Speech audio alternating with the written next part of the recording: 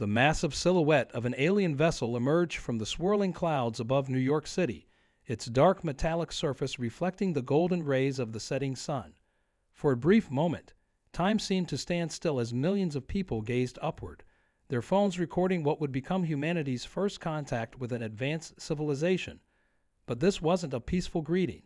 It was a warning. I remember that day clearly. I was just another desk worker at the United Nations, processing routine diplomatic cables when every screen in the building suddenly went dark. In those few seconds of darkness, none of us could have imagined how drastically our world was about to change. The screens flickered back to life, but instead of our usual interfaces, they displayed a message in geometric symbols that somehow translated themselves into every human language simultaneously. To the governing bodies of Earth, your world has drawn the attention of the Galactic Empire. We have observed your rapid technological advancement and growing understanding of quantum mechanics. This message serves as your only warning. Cease all experiments in dimensional physics immediately, or face the consequences of defying imperial decree. As the junior assistant to the UN Secretary General's science advisor, I found myself unexpectedly thrust into the heart of humanity's response team. Dr. Sarah Chen, my boss, was one of the few people who understood why the Empire had singled out our quantum physics research. She had been leading a classified project studying anomalies in space-time, something that apparently had attracted unwanted attention from across the stars. "They're afraid," Dr. Chen whispered during our emergency meeting, her eyes reflecting the holographic display of the alien ship that now loomed over Manhattan. "They're not here to protect us. They're here because they're afraid of what we might become." The room fell silent as the implications of her words sank in. Humanity, barely able to reach its own moon, had somehow stumbled upon something that made an interstellar empire nervous. The next 48 hours were a blur of classified briefings and global video conferences. World leaders argued about whether to comply with the Empire's demands, while military commanders debated the futility of resistance against a civilization capable of crossing the vast distances between stars. But it was Dr. Chen's team that made the discovery that would change everything, a pattern hidden within the Empire's warning message, suggesting they weren't as united or all-powerful as they wanted us to believe. I was there when we decoded the hidden frequencies in their transmission, revealing fragments of what appeared to be internal communications. The Empire was vast, yes, but it was also stretched thin across countless star systems. Earth wasn't just some random primitive planet to them.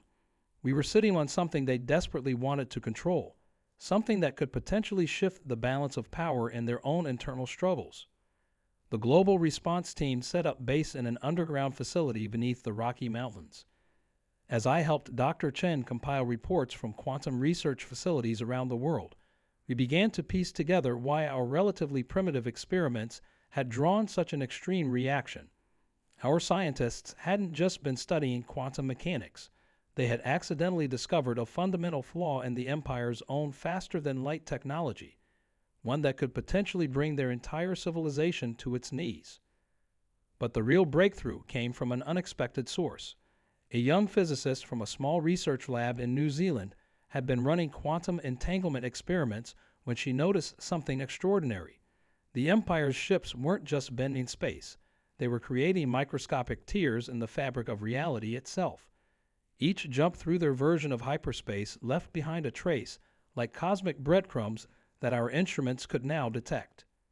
More importantly, these tears were growing unstable, threatening the very foundation of their interstellar empire. As Dr. Chen explained it to the UN Security Council, they didn't come here to stop us from developing dangerous technology. They came here because we're about to discover a better way, a safer way, to traverse the cosmos. And that discovery would make their entire empire obsolete overnight. The implications were staggering. Humanity wasn't just facing a threat.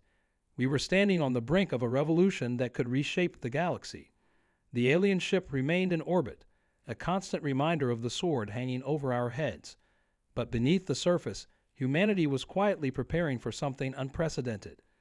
In secret facilities across the globe, scientists worked around the clock, not to build weapons, but to understand the very nature of space and time itself. We had one advantage the Empire didn't expect: the desperate creativity of a species that had spent its entire existence overcoming impossible odds. Now, as I sit here documenting these events, I can feel the weight of what's coming. The Empire gave us their warning, thinking it would force us to back down, to remember our place in the cosmic hierarchy. But they made one crucial mistake. They underestimated the human spirit. We've never been good at backing down from a challenge, and we've never taken kindly to being told what we can't do. The question isn't whether humanity will push back against the Empire's demands. The question is, are they ready for what happens when we do? The first hint that something was wrong came 3 days after the Empire's warning. Our quantum sensors, hastily modified to track the alien vessel, detected a series of unusual energy fluctuations. The ship was bleeding power, but trying to hide it. Dr. Chen spent 18 hours straight analyzing the data, emerging from her lab with dark circles under her eyes and a glimmer of hope in her expression. "They're stuck," she announced during our morning briefing, spreading holographic charts across the conference table. "Every time they engage their faster-than-light drive for routine system patrols, the energy signature becomes more unstable. They're burning through resources just trying to maintain their position in our orbit." The military observers in the room leaned forward, suddenly more interested in the scientific data than they had been all week. I remember thinking how strange it was that humanity's best chance at survival might come from a physics equation rather than a weapon. The Empire's technological superiority was overwhelming. Their single ship carried enough firepower to level our major cities, but their greatest strength had become their greatest vulnerability. They were so dependent on their faster-than-light technology that they couldn't function without it. The New Zealand physicist, Dr. Riley, joined our team via secure video link, her small lab now connected to our underground facility through quantum-encrypted channels. "The tiers in space-time aren't just growing," she explained, pointing to her latest simulations. "They're starting to intersect. Every time the Empire uses their drive system, they're essentially creating a web of cracks in reality. It's like watching a frozen lake in spring. Eventually, the whole thing will give way." But it wasn't just the Empire's ship we had to worry about. Our deep space monitoring stations began picking up similar energy signatures throughout the solar system. Smaller vessels, previously hidden by advanced cloaking technology, were moving into position. The Empire wasn't just sending us a warning. They were preparing for something bigger. Dr. Chen's team worked around the clock, combining data from observatories around the world. A pattern emerged. The Empire's ships were creating a geometric formation around Earth, like points on an invisible sphere. Each position corresponded exactly to what our quantum calculations predicted would be nodes of maximum stability in space-time. They weren't just watching us. They were trying to contain something. The breakthrough came from an unexpected source. A group of university students in Bangalore had been running their own analysis of the Empire's warning message, focusing not on the words but on the carrier wave itself. Hidden within the transmission was a complete technical manual, not meant for us, but for the Empire's own repair crews. The manual contained details about their drive systems, and more importantly, about what could go wrong with them. "It's like they're terrified of their own technology," Dr. Riley observed during one of our late-night strategy sessions. "Every safety protocol, every emergency procedure, it's all focused on preventing some kind of cascade failure. They're not worried about their ships breaking down. They're worried about breaking space itself." That's when Dr. Chen made the connection that changed everything. Our primitive quantum experiments hadn't just stumbled upon a new way to travel through space. We had accidentally discovered how to heal it.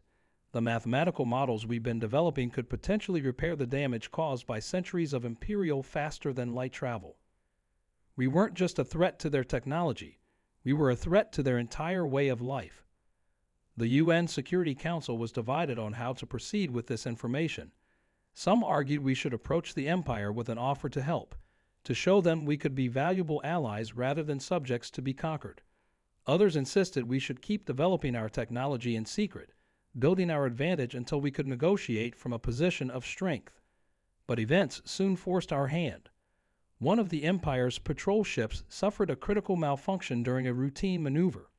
We watched through our instruments as their drive system began to collapse, creating a rapidly expanding tear in space-time. The crew managed to contain the breach, but not before we recorded every detail of their emergency procedures. More importantly, we saw something in their response that revealed a crucial weakness. They were following a rigid protocol, unable to adapt when their standard solutions failed. Dr. Chen's next discovery sent shockwaves through our team. The Empire's ships weren't just creating tears in space. They were actively damaging the quantum fabric of our solar system. Each jump, each patrol route, was leaving behind a network of microscopic fractures. Given enough time, these fractures would begin to affect everything from satellite communications to Earth's magnetic field. The Empire's presence was literally threatening the stability of our home. In the secure levels beneath the mountain, a plan began to take shape. Dr. Riley's team had successfully reproduced the quantum effect that had first attracted the Empire's attention. But instead of using it for transportation, they found a way to reverse the damage caused by Imperial technology. It was like developing a repair kit for reality itself. The implications were staggering. If we could demonstrate this technology, we wouldn't just be saving our own world. We could potentially save countless civilizations across the galaxy. The Empire's grip on power wasn't maintained through military might alone, but through their monopoly on interstellar travel. A safer alternative would change everything. But as we prepared to test our theory, the Empire made their next move. The massive ship above New York began broadcasting a new message, not a warning this time, but a countdown. They had detected our continued quantum research and were preparing to take direct action. We had less than 48 hours to comply with their original demands, or they would demonstrate exactly why their empire had remained unchallenged for 10,000 years. Yet even as the countdown began, we noticed something odd about their ship's energy readings. The instabilities we detected earlier were getting worse. Their threats might have been intended to force our surrender, but we could see the truth. They were running out of time just as much as we were. The question was, who would solve their problem first? In our underground facility, Dr. Chen gathered the core team for what might be our last chance to save humanity. "They're not here to stop our research," she explained, her voice steady despite the pressure. "They're here because they need it. Everything we've seen, the warnings, the threats, the show of force, it's all a desperate attempt to control something they don't understand. And now we have to decide, do we keep this discovery to ourselves, or do we show them there's another way?" As the countdown continued and the world held its breath, we prepared for a gamble that would either save Earth or condemn it. The Empire had set its sights on our world, thinking they could bully us into submission. But they were about to learn something about humanity that countless others had discovered throughout our history. When our backs are against the wall, that's when we become truly dangerous. The last 24 hours of the Empire's countdown felt like watching a global game of chess played with the stakes set at extinction. Above us, their massive ship had begun emitting pulses of energy that our instruments couldn't fully comprehend. Below, in our underground facility, Dr. Chen and her team worked frantically to complete the quantum stabilization device before time ran out. The tension in our command center was thick enough to cut with a knife. Military satellites tracked the movements of the smaller Imperial vessels as they tightened their formation around Earth. Each ship took up precise positions along what Dr. Riley had termed the fracture lines, the weakened areas of space-time their technology had created. To the public, it looked like they were preparing for an attack. But we knew better. They were trying to contain something much worse. "Look at these readings," Dr. Chen said, pointing to a holographic display that showed cascading patterns of quantum disturbance. "The damage to local spacetime is accelerating. Their presence here, their use of their drives, they're making it worse every hour." She didn't need to finish the thought.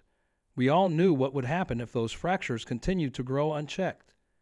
The global response team had evacuated most major cities, using the cover story of a potential alien attack. But the truth was far more terrifying. If the fractures in spacetime continued to expand, they would eventually reach a critical point. The Empire wasn't threatening to destroy our cities. They were desperately trying to prevent our entire solar system from being torn apart at the quantum level. Dr. Riley's team in New Zealand made a breakthrough at the 11th hour.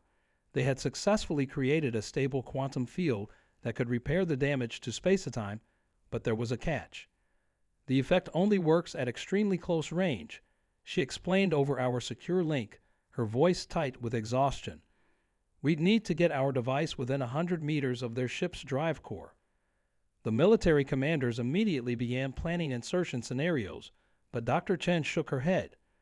It's not just about getting close to their ship, she said, pulling up a new set of calculations. Look at the formation they've taken. All those smaller ships, they're not just containing the damage. They're part of it. We'd need to repair all of the fracture points simultaneously, or the whole thing could collapse catastrophically. That's when we received an unexpected transmission. One of our quantum communication arrays picked up a signal that wasn't meant for us, an internal message between Imperial ships. The translation was rough, but the meaning was clear.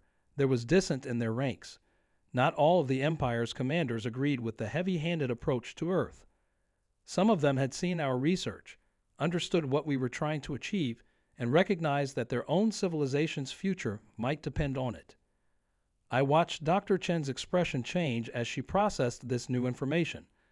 For the first time since this crisis began, I saw something like hope in her eyes. They're not united, she said softly, and they're more afraid than we thought. She turned to the command center's main display, where the countdown showed less than 12 hours remaining. We need to show them now, before they do something we'll all regret. The next few hours were a blur of activity. Dr. Riley's team transmitted their quantum stabilization designs to every major scientific facility around the globe. Under Dr. Chen's coordination, we began constructing a network of devices that could potentially repair all the fracture points at once. But we weren't just fighting against the Empire's deadline.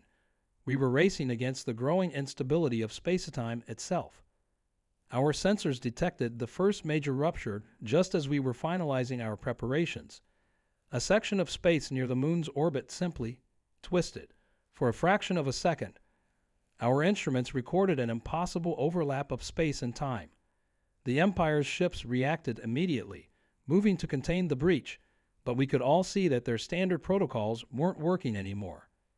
The atmosphere in our command center shifted from tense anticipation to barely controlled panic. The rupture near the moon was just the beginning. Our instruments were detecting similar instabilities forming throughout the solar system, each one threatening to tear open the fabric of reality. The Empire's ships were burning through their power reserves trying to contain them, but it was like watching someone try to patch a dam with their fingers. Dr. Chen worked through the chaos, coordinating with teams around the world as we prepared to launch our stabilization network. The plan was audacious, some would say insane. We had converted a series of satellites into quantum stabilization platforms, each one designed to target a specific fracture point. But to work, they all had to activate at precisely the same moment, and any miscalculation could make the situation catastrophically worse. We're tracking multiple breaches.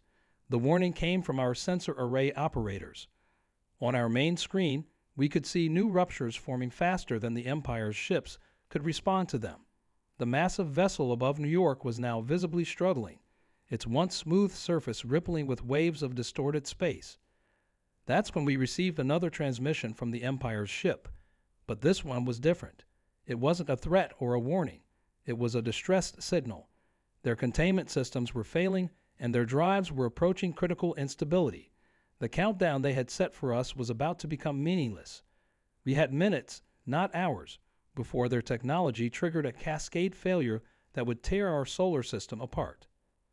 Dr. Chen looked around the command center, meeting the eyes of every team leader. "Launch the network," she ordered, her voice steady despite the weight of the moment, "and send a message to their ships. Tell them exactly what we're about to do." She turned to the main display, where the quantum stabilization platforms were moving into position. "It's time to show them there's another way." As our satellites deployed and the Empire's ships continued their desperate battle against the growing ruptures, we all felt the weight of what was about to happen. Everything we knew about physics, about space travel, about humanity's place in the cosmos, it was all about to change. The only question was whether we'd survive to see what came next. The final moments before activation stretched like an eternity. Our quantum network hummed to life, its energy readings climbing toward the theoretical threshold we'd calculated. Above us, the Empire's massive ship began to pulse with an ominous light, its drive systems pushing past their safety limits. And all around our solar system, reality itself seemed to hold its breath, waiting to see whether humanity's desperate gamble would save us all or condemn us to oblivion. Just as our quantum stabilization network reached full power, our sensors detected something that changed everything. Behind the moon, hidden from Earth's direct view, a massive portal was forming. At first, we thought it was another rupture in space-time, but the energy signature was different. This wasn't a random tear in reality. It was deliberate. Dr. Chen's hands flew across her console, analyzing the new data. "That's not Imperial technology," she announced, her voice tight with tension. "The energy pattern is completely different. Someone else is coming through." Before she could finish her sentence, ships began emerging from the portal, dozens of them, then hundreds. But these weren't the sleek, metallic vessels of the Empire. These ships were organic, almost alive, their surfaces rippling like the skin of some vast space-dwelling creature. "They're the reason." Dr. Riley's voice cracked over our quantum comlink. "The Empire isn't just trying to stop our research. They're trying to prevent us from making contact with whoever these beings are." The new fleet held position behind the moon, neither advancing nor retreating, but their presence changed the entire dynamic of our crisis. Our quantum sensors revealed something extraordinary about the new arrivals. Their ships weren't causing any damage to space-time. Whatever technology they used for interstellar travel, it worked in harmony with the fabric of reality rather than tearing through it. They were living proof that the Empire's way wasn't the only path to the stars. The Empire's response was immediate and desperate. Their ships broke formation, abandoning their containment positions around the fracture points to form a defensive line between Earth and the new fleet. But this tactical shift came at a terrible cost. Without the Empire's ships maintaining their precise positions, the quantum ruptures began expanding at an exponential rate. Multiple critical breaches detected. Our sensor operators' warnings filled the command center as reality itself began to unravel around us. The space between Earth and the moon became a twisted maze of overlapping timelines and dimensional rifts. Through our instruments, we watched in horror as satellites caught in these distortions aged thousands of years in seconds or reverted to their raw materials. That's when we received a transmission unlike anything we'd encountered before. It didn't come through conventional channels or even the quantum frequencies we've been using to monitor the Empire. Instead, it seemed to emerge directly in our minds, a telepathic message that somehow translated itself into perfect understanding. "We are the collective," the message began. "We have watched humanity struggle against imperial dominance, and more importantly, your efforts to heal the damage their technology has caused. We represent those who escaped the Empire's control centuries ago, developing our own path to the stars. We offer you a choice." Dr. Chen's hands gripped the edge of her console as she processed this new development. The existence of another advanced civilization, one that had successfully resisted the Empire, changed all our calculations. But we had less than 5 minutes before the growing quantum ruptures would reach a point of no return. "Watch." The telepathic message continued, and on our screens, we saw one of their organic ships approach a major rupture. The vessel extended what looked like tendrils of pure energy, and where they touched the distorted space, reality began to heal itself. They had the technology to repair the damage, but they weren't moving to save us. They were waiting for something. The Empire's massive ship above New York suddenly powered up its main weapons array, but they weren't aiming at Earth. They were targeting the Collective's fleet. "Your interference is a violation of Imperial law," boomed a transmission from the Empire's commander. "This system is under our protection." That's when Dr. Riley made a startling discovery. "The quantum signatures," she gasped over the comlink. "Look at how they match." She transmitted her findings, and we watched in amazement as the data confirmed her insight. The Collective's healing technology operated on the same principles as our own prototype quantum stabilization network. We hadn't just stumbled upon this solution. We'd independently developed the same technology that had allowed another civilization to break free from the Empire's control. But we had no time to marvel at this revelation. The ruptures were growing faster than either the Empire or the Collective could contain them. Our instruments showed that we had less than 3 minutes before the dimensional damage reached Earth's atmosphere. Once that happened, the effects would be catastrophic. Time and space would begin to distort on the planetary surface itself. Dr. Chen made a decision that would either save or doom us all. "We're activating our network," she announced on all channels, broadcasting to both the Empire and the Collective. "But we're modifying the frequency to match the Collective's healing technology. If anyone wants to stop us, they'll have to destroy every major research facility on Earth simultaneously." The next 60 seconds were the longest of my life. We watched as the Empire's ships maintained their weapons lock, as the Collective's fleet held their position, and as our own quantum network hummed to life with its modified settings.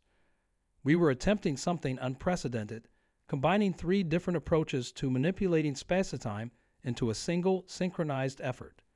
The Empire's commander broke the tension with words I never expected to hear. "Your defiance of Imperial authority has been noted and will be addressed. But our sensors confirm that without immediate action, this system will be lost. We request coordination of our containment efforts with your quantum network." But just as it seemed we might have found a way forward, our sensors detected a new threat. The orbital paths of our quantum stabilization platforms were beginning to decay. The very ruptures we were trying to heal were pulling our network apart.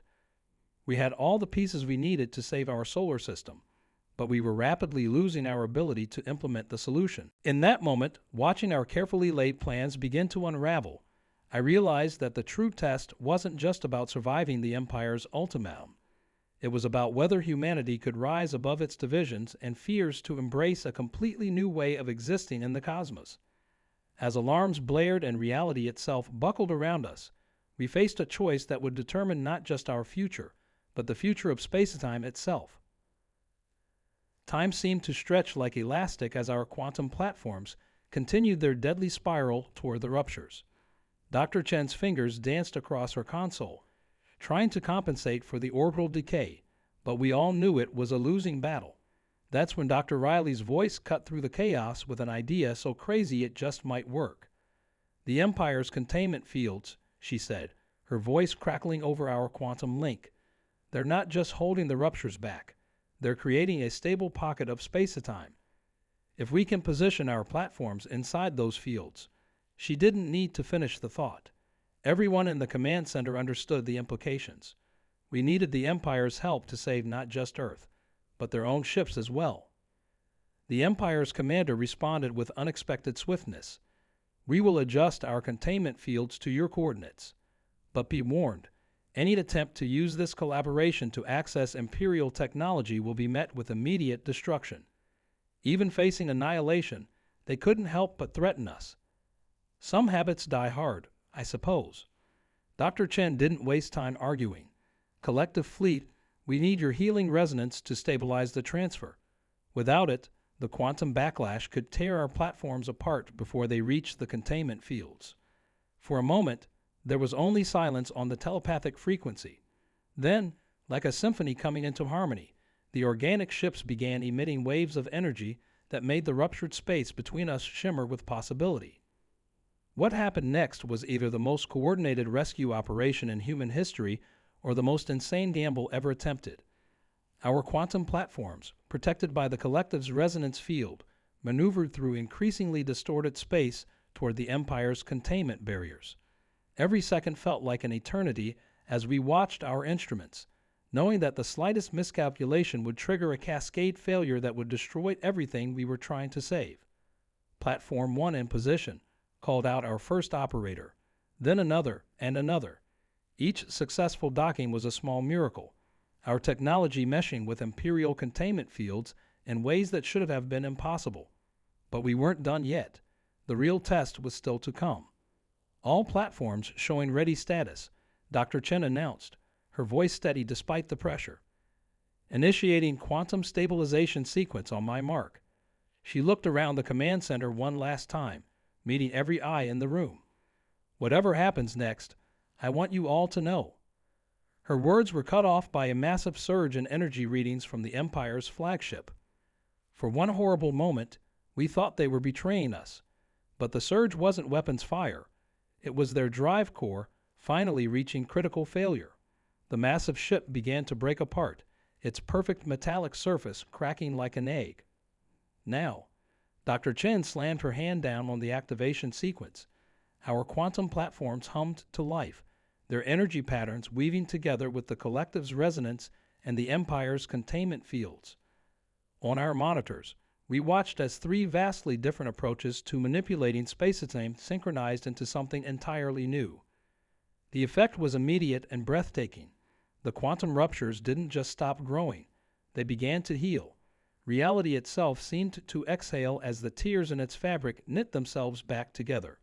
But amid this success, the Empire's flagship was still coming apart, its crew trapped in a failing vessel that was quickly becoming a massive quantum bomb.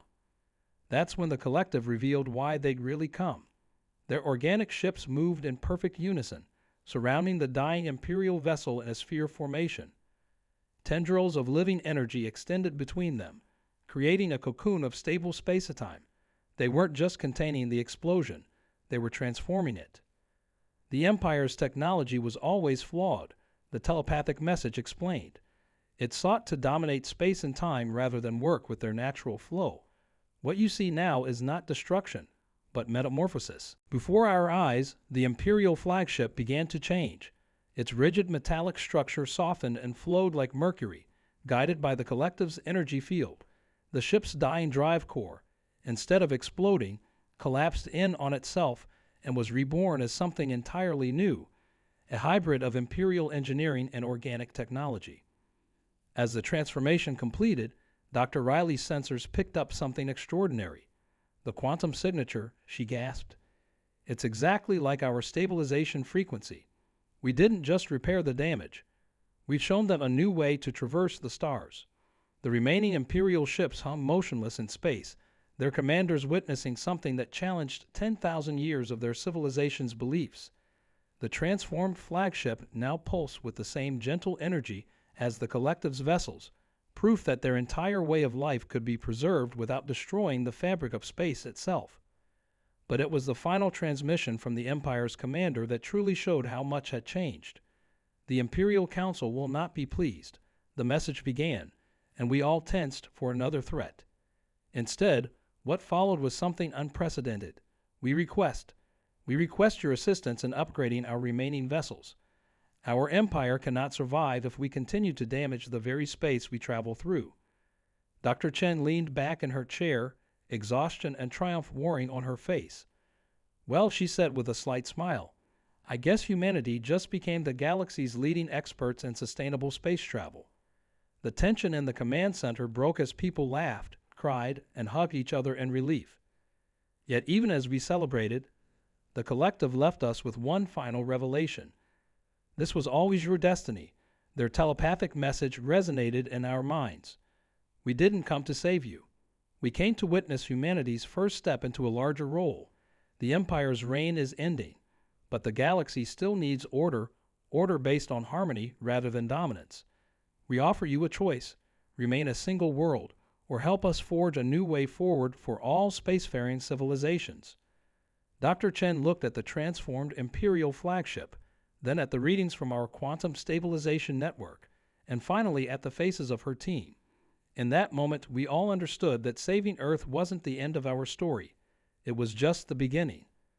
Humanity had not only survived its first interstellar crisis, we had proven ourselves ready for something far greater. The choice the collective offered wasn't really a choice at all. When had humanity ever walked away from an opportunity to explore, to discover, to push beyond our known limits? As the quantum ruptures healed and three vastly different civilizations prepared for their first real dialogue, I couldn't help but smile. The Empire had set its sights on Earth hoping to contain us. Instead, they had unknowingly opened the door to humanity's greatest adventure. The weeks following our confrontation with the Empire felt like a dream, but the transformed flagship hanging in orbit served as a constant reminder that everything had changed. Dr. Chen's team worked around the clock, collaborating with both Imperial engineers and collective guides to establish what would become the first interstellar technology exchange program. The Empire's remaining ships underwent their transformations one by one, each conversion proving easier than the last as we refined the process. It was fascinating to watch the once rigid vessels take on organic characteristics while retaining their core functionality. More fascinating still was watching the Imperial crews adapt to their new reality. These were beings who had spent their entire lives believing in the superiority of their technology, now learning to work in harmony with the very forces they had once tried to dominate. Dr. Riley led the research initiative to understand the full implications of our quantum stabilization breakthrough. It's not just about space travel, she explained during one of our daily briefings. By learning to heal tears in space-time, we'd essentially discovered how to maintain the health of reality itself. Think of it as cosmic environmental science. Her team in New Zealand had become the nucleus of a new global research network, with scientists from every nation contributing to our understanding of this new field. The collective, true to their nature, took on the role of teachers rather than leaders. Their organic ships became living laboratories where humans and Imperial crews learned side by side. They showed us how their biotechnology had evolved alongside their understanding of quantum mechanics, creating vessels that were both alive and deeply connected to the fabric of space itself. But it wasn't all smooth sailing. Some Imperial captains refused to accept the changes, choosing to retreat to the Empire's core worlds rather than abandon their traditional technology. The collective warned us this might trigger a civil war within the Empire, as different factions chose between holding onto their past or embracing a new future. Meanwhile, Earth faced its own challenges. The existence of two advanced civilizations could no longer be hidden from the public, and the global response was as varied as humanity itself. Some welcomed the opportunity for interstellar collaboration, while others feared we were trading one form of alien influence for another. Dr. Chen spent almost as much time addressing the United Nations as she did overseeing the technology exchange. "We're not losing our independence," she assured world leaders during a crucial assembly.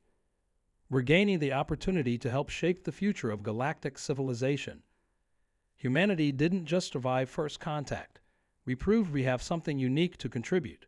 Her words helped ease tensions, especially when backed by the tangible benefits our new quantum technology was already providing. The first major test of our three-way alliance came 6 months after the crisis, when our long-range sensors detected massive quantum disturbances from the direction of the Empire's capital systems. A faction of hardline Imperials had attempted to force their old drive systems to match our efficiency, with catastrophic results. The damage to spacetime in their sector was approaching critical levels. Without hesitation, Earth dispatched its first interstellar mission. The formerly Imperial flagship, now crewed by a joint team of humans, Imperial loyalists, and collective advisors, led a fleet of hybrid vessels to assist with the cleanup operation. Dr. Chen insisted on going herself, despite my objections about losing our lead scientist. "Someone needs to show them that working together isn't just a theoretical concept," she said before departing. The mission was a success beyond anyone's expectations. Not only did they stabilize the quantum damage, but the sight of the transformed ships working seamlessly with their crews of former enemies had a profound impact on Imperial society. The Hardliners' support crumbled as it became clear that their way of life wasn't being destroyed. It was being preserved and improved upon. Back on Earth, Dr. Riley's team made another breakthrough. By studying the interaction between our quantum stabilization technology and the collective's organic ships, they discovered a way to create stable microfolds in space, essentially windows into other parts of the galaxy. These weren't the bruising tears that Imperial drives had created, but gentle parting of space's fabric that could be maintained indefinitely with minimal energy. The implications were staggering. Within a year, Earth had established its first extrasolar outpost, not through conventional space travel, but by opening a permanent connection to a star system 40 light-years away. The collective helped us identify suitable locations, while reformed Imperial engineers helped us understand the practical challenges of establishing colonies across interstellar distances. As I sit here now, 3 years after the day we first saw that Imperial ship emerge from the clouds, I can't help but marvel at how far we've come. The quantum ruptures that once threatened to tear our solar system apart have been fully healed. The Empire, while still powerful, has transformed from a force of domination into something more akin to a federation, with Earth playing a crucial role in its peaceful reformation. The Collective's prediction about humanity's destiny proved more accurate than we could have imagined. Our unique position, having developed quantum healing technology independently while still being young enough as a civilization to adapt quickly, made us perfect mediators between the old guard of the Empire and the more organic approach of the Collective. We became bridge builders, not just technologically, but culturally as well. Dr. Chen returned from her mission changed by the experience. "You know what amazes me most?" she said during one of our quiet moments in the lab. "It's not the advanced technology or the vast distances we can now traverse. It's the fact that three entirely different approaches to understanding the universe turned out to be exactly what we all needed to move forward. The Empire's precision, the Collective's harmony, and humanity's innovative spirit. Take any piece away, and none of this would have worked." The global response team that had once huddled in an underground facility now operates from a sprawling complex known as the Interstellar Cooperation Center. Every day, scientists and diplomats from Earth work alongside their counterparts from across the galaxy, tackling challenges that would have seemed impossible just a few years ago. The quantum stabilization technology that saved our solar system has become the foundation for a new era of space exploration, one that respects the delicate fabric of space-time while pushing the boundaries of what's possible. Most remarkably, humanity's first steps into the galactic community haven't erased our unique identity or undermined our independence. If anything, our role in bridging the gap between the Empire and the Collective has highlighted the very qualities that make us human: our adaptability, our creativity, and our endless capacity for growth. Dr. Riley, ever the practical scientist, summed it up best during our most recent quantum physics symposium. The universe turned out to be more complex and more interconnected than anyone imagined, but that's exactly why humanity was able to find its place in it. We've never been afraid of complexity, and we've always understood that the best solutions come from working together. The Empire's warning, meant to force our submission, instead became the catalyst for a transformation that none of us could have predicted. The very power they sought to suppress became the key to saving not just Earth, but the Empire itself. And the Collective, watching from afar, had seen this potential in us all along. As I finish documenting these events, another group of students arrives for their daily tour of the Quantum Stabilization Facility. Their eyes light up as they watch the holographic display of ships moving through healed space-time, and I'm reminded that this is perhaps our greatest achievement, not the technology itself, but the hope it represents for future generations. The Empire had set its sights on Earth, thinking they would find a primitive civilization in need of control. Instead, they found partners in an endeavor that would reshape the galaxy. As I watched the transformed flagship glide silently overhead, its organic metallic surface catching the sunlight, I can't help but smile. We didn't just survive first contact. We helped create something entirely new. And somewhere out there, countless worlds are looking to Earth not as a threat or a subject, but as an example of what's possible when different civilizations choose to work together. The stars above us no longer represent an impossibly vast frontier, but a network of possibilities, each connection strengthened by the very forces we once feared would tear us apart. The quantum stabilization network that saved our solar system still hums quietly in the background of our daily lives, a constant reminder that the greatest challenges often lead to the most unexpected solutions. And as humanity continues its journey into the broader galactic community, we carry with us the lesson learned during those crucial days. The universe isn't something to be conquered or controlled, but a vast, living system that works best when all its parts find harmony together. This isn't the end of our story. It's barely the beginning. But as I look toward the future, I can't help but feel grateful for that first Imperial warning. Sometimes the greatest threats become our greatest opportunities if we're brave enough to face them together.